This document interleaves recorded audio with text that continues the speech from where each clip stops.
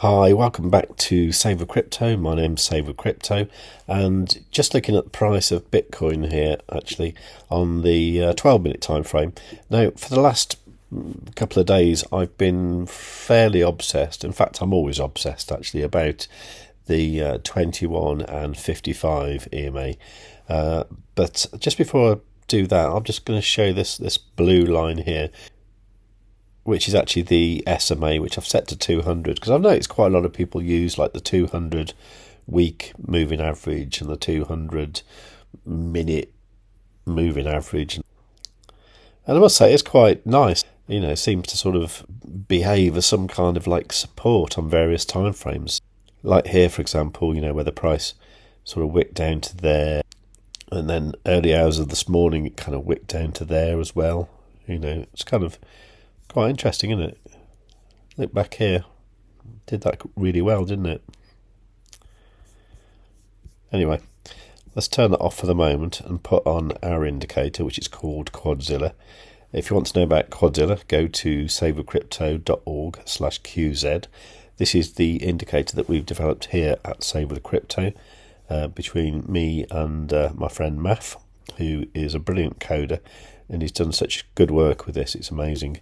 Anyway, what I've been looking at on the 12-minute is the cross of the 21, that's the yellow line there, and the green 55 EMA.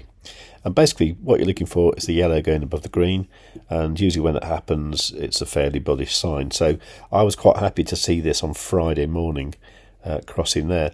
And then what I did was I kind of, went up in like slightly bigger time frames just to make sure it was kind of crossing. So for example, I went up to like the 30-minute, and I can see that crossed about midday on Friday, and then I was looking at the 1 hour,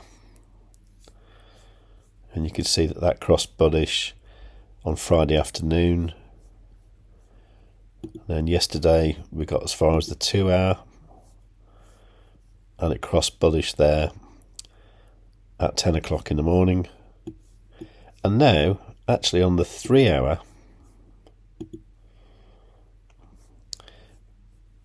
we're kind of getting there, aren't we? Almost got across there. Now there are a few things to watch out for. For example, there's this green bullish retracement level here. So what normally happens here is we have a step 1 where the price will go up. There's a step 2 where the price will come back down to that retracement level. But normally it goes beyond it a little bit. And then finally you have like a step 3 where the price returns to that level as well. Okay. Now obviously these retracement levels appear at different places on different time frames.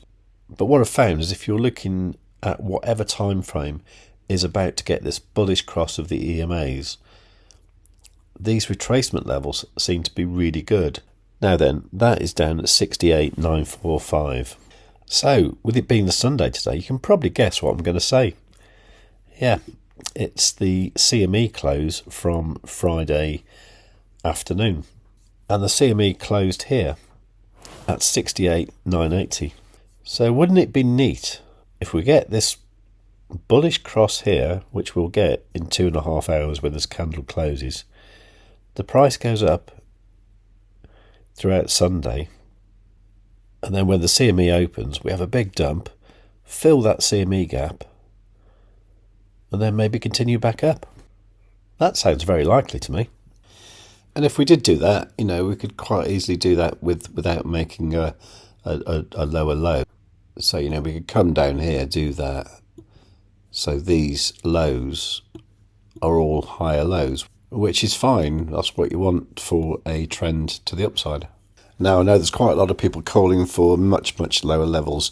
And yeah, that could happen too. You see this bullish retracement level here on the daily time frame. Who'd have thought back in October 2024 that the price would go to all-time high and then come back to this level again? But it did, didn't it? And below, we've got these ones here. This one's at 27.5k. And this one's at 16.8.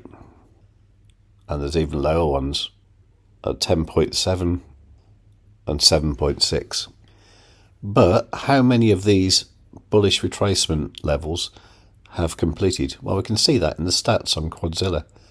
We just go to the settings, show stats module for retracement levels, and you can see here that with the bullish retracements since the 14th of November 2018, there's been 41 of those, and 35 of them have completed, which is 85.37% over that period.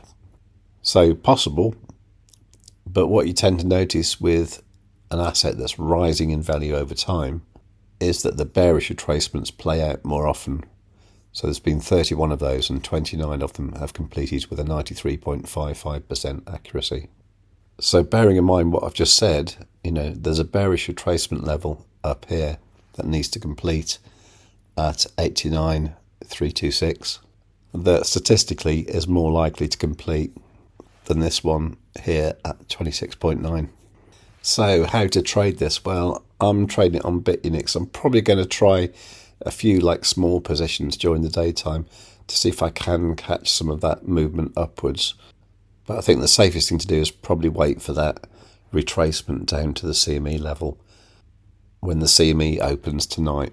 And if the CME gap doesn't fill tonight or early in the week, it probably will fairly soon. They normally do. That's what I think anyway. I'd love to know what you think, so let me know in the comments down below. Any questions, leave them in the comments down below.